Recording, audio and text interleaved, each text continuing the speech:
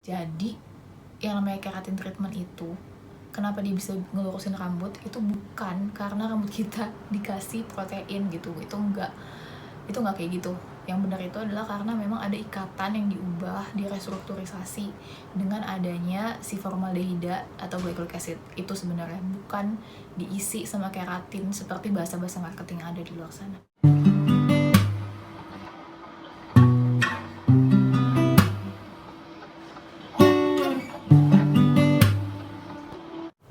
Halo teman-teman, perkenalkan aku Echa dan hari ini aku mau cerita tentang pengalaman aku melakukan keratin treatment. Jadi aku mau cerita sedikit tentang rambut aku dulu ya. Rambut aku ini dia keriting sebenarnya, bukan keriting yang benar-benar kecil-kecil gitu, keritingnya enggak, tapi dia wavy, cenderung ke keriting. Jadi dari atas dia udah keriting gitu, bukan yang keritingnya gantung di bawah. Ini tuh adalah setelah aku catok. Jadi aku memang selalu nyatok ke rambut aku setelah keramas gitu supaya terlihat lebih rapih kayak gitu. Nah, waktu tahun 2018 kemarin aku itu sebenarnya udah lama banget tidak dilurusin rambutnya. Jadi waktu aku SMA itu aku emang sempet rebonding 1 kali. Jadi nggak selalu rebonding, tapi kalau nggak rebonding berarti aku nyetok. Kalau aku rebonding berarti aku nggak nyetok kayak gitu.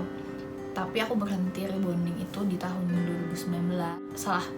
Di tahun 2009. Jadi sejak 2009 pas aku kuliah, aku udah gak pernah lagi rebonding. Kenapa? Itu karena rambut aku rusak banget waktu di rebonding itu. Jadi rontok parah, bahkan sampai sekarang pun rontoknya itu masih kayak gitu. Jadi sekarang aku mau cerita bukan tentang rebonding, tapi tentang keratin treatment. Keratin treatment yang aku lakuin di 2018 itu, aku lakuin karena capek gitu loh, kayak setiap habis keramas aku harus segera nyatok, dan itu kan lumayan menghabiskan waktu ya, karena nyatok itu kan rambutnya harus kering, jadi harus dikeringin dulu pakai hair dryer, habis itu baru dicatok. Jadi kayak capek banget kan, terus rontoknya juga masih gitu, aku juga jadi kayak bias gitu kan. Ini aku sebenarnya rambutnya apakah mungkin rusak karena selalu aku catok kayak gitu. Terus waktu tahun 2018 itu lagi booming sih, jadi banyak gitu youtuber yang pakai keratin treatment ini, tapi bukan di Indonesia ya. Tapi yang aku lihat itu videonya adalah youtuber dari USA gitu. Mereka bilang itu kalau keratin treatment itu bagus banget. Wow, keratin treatment itu kayak bisa bikin rambut kita jadi benar-benar lebih halus. Itu adalah treatment, yaitu benar-benar emang perawatan rambut, bukan pelurusan rambut dengan cara kimia. Jadi kan aku kayak mupeng banget gak sih? Ya ampun, ini kayaknya adalah jawaban dari doaku. Oke. Nah, abis itu aku pun memutuskan bahwa tahun 2018 itu I have to do this thing. Terus aku cari tahu kan, aku waktu itu di Bandung, aku cari tahu di mana ya salon di Bandung yang menyediakan keratin treatment, karena salon langganan aku sendiri itu nggak menyediakan keratin treatment. Aku nanya kan, dibilang nggak ada gitu. Jadi aku pun cari di salonnya. Nah, sebelum aku keratin treatment aku tuh udah cari tahu dulu, cuman memang aku cari infonya tuh nggak sedetail itu ya, kayak aku udah mupeng duluan, jadi aku waktu itu cuma cari tahu dari website gitu kayak Allure, terus dari Cosmo dan beberapa website lainnya. Terus katanya keratin treatment itu benar, kayak emang treatment gitu buat rambut kamu, meskipun katanya memang harus dihindari terkait formaldehida yang digunakan gitu kan. Waktu itu aku udah mupeng banget dan akhirnya aku tetap aja insist aku harus keratin treatment. Bahkan meskipun waktu itu deket-deket libur lebaran, aku kayak tetap cari gimana aku bisa melakukan keratin treatment ini, dan akhirnya aku ketemu satu salon yang emang dia bisa keratin treatment. Berjalanlah aku naik mobil sendirian ke salon tersebut. Terus bikin janji dulu sih sebelumnya, kayak bikin janji, mas aku mau keratin treatment gitu. Terus abis itu aku datang dan langsung nanyakan harganya berapa. Ternyata teman-teman, harga untuk keratin treatment rambut aku yang waktu itu panjangnya memang segini ya, itu adalah 1,2 juta. Yang itu aku kaget sih, kayak oke, aku gak nyangka ini bakal semahal ini, karena waktu itu aku kan sering rebonding juga. Rebonding itu gak segitu kan harganya, paling 600.000 lah mentok-mentok gitu. Dan ini harganya 1,2 juta. Karena aku udah mupeng banget, akhirnya aku tetap lakuin itu keratin treatment. aku ceritain ya prosesnya. Jadi pertama itu pas kita datang, kayak rambutnya tuh dibersihin dulu, dikeramasin sama mereka, habis itu di blow dry. Nah kalau kita rebonding itu biasanya kita dicatok dulu kan, habis dicatok kasih krimnya, keramasin, keringin, catok lagi, kasih krim yang kedua. Kalau yang ini beda, kalau yang keratin treatment ini kita rambutnya itu pertama habis di blow dry, dikasih krimnya, habis itu di blow dry lagi. Jadi rambutnya itu keadaannya krimnya itu nempel di rambut kita setelah di blow dry itu. Jadi dengan keadaan kering tapi dengan krimnya masih di rambut, itu dicatok teman-teman, rambutnya dicatok. Dan itu proses itu aku masih inget banget, itu bau banget.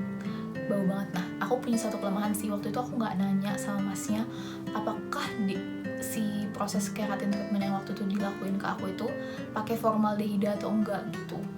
Itu kesalahan aku sih. Ya udah, terus habis itu bau banget dan panas banget, bener-bener panas. Abis itu udah, jadi udah gitu aja, nggak dicuci lagi atau apa, enggak, udah. Abis itu aku boleh pulang, dan katanya kalau nggak salah 5 hari aku nggak boleh cuci rambut ya standar lah ya, kalau yang udah sering rebonding pasti tahu kayak gitu. Nah bedanya apa sama kalau misalnya kita rebonding? Kalau kita rebonding itu kan rambutnya jadi lurus banget gitu ya, dan nggak bisa dikeriting lagi, kayak udah kalau kita keriting dia bakalan jatuh gitu kan.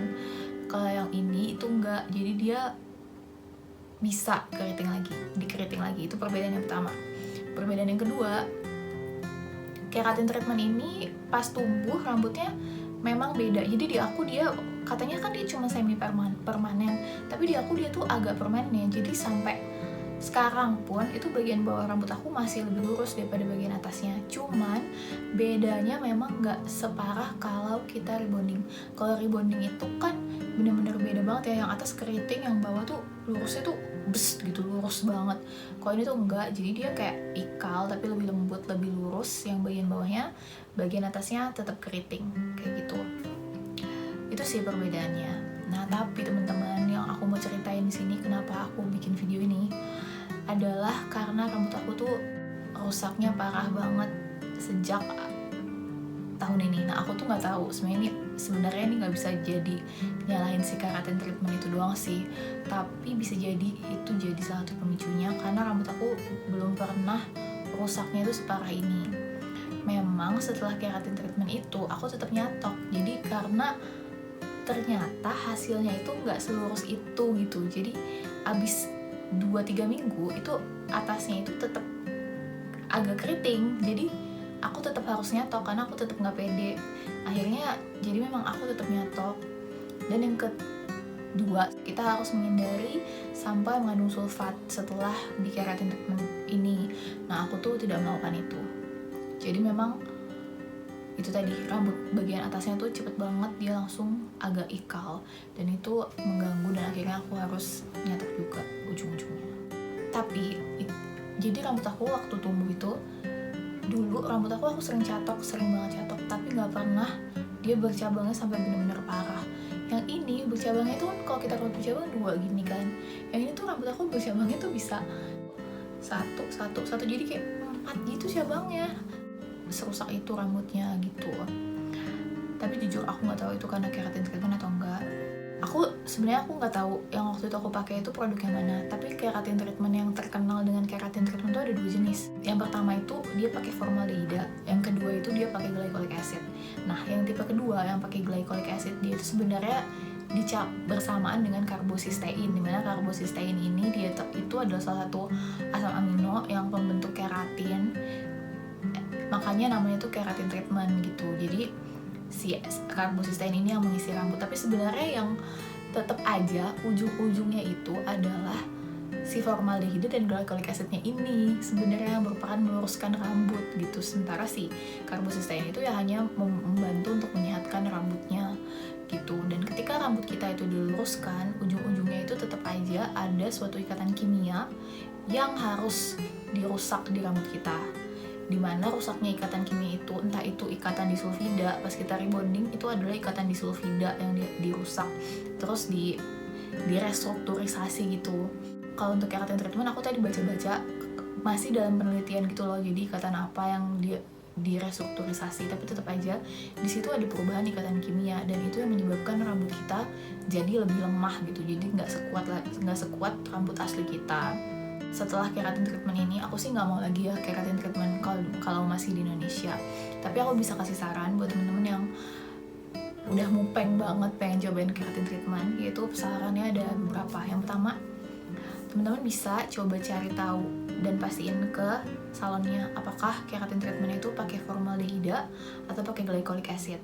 Karena kalau pakai glycolic acid itu berarti dia memang ada karbocysteine tadi, itu memang bisa dibilang keratin treatment. Tapi kalau pakai formaldehida itu karsinogenik teman-teman, sebaiknya jangan, mendingan gak usah aja, karena yang ada itu cuma ngerusak rambut kita aja dan juga ngerusak kesehatan kita, bisa-bisa kita kena kanker gitu. Yang kedua, kalau misalnya teman-teman pengen keratin treatment, sebaiknya abis keratin treatment itu pastiin teman-teman pakai sampo yang memang bebas sulfat supaya rambutnya itu bisa tetap sehat. Karena walaupun kita nggak keratin treatment sekalipun, sebaiknya kita pakai sampo itu memang bebas sulfat gitu. Tiga, kalau saran dari aku, coba dipertimbangkan matang-matang lagi karena ujung-ujungnya sih keratin treatment ini sama aja sih sama rebonding gitu, bawahnya tuh akan tetap lurus dan atasnya itu akan keriting. Apakah teman-teman siap dengan konsekuensi seperti itu, yang mana akhir-akhirnya kita akan tetap aja nyatok juga, jadi double the damage gitu loh, nyatok juga tetap dan rambutnya juga udah kena chemical. Itu aja sih sharing dari aku, semoga membantu ya. Sampai ketemu di video selanjutnya ya.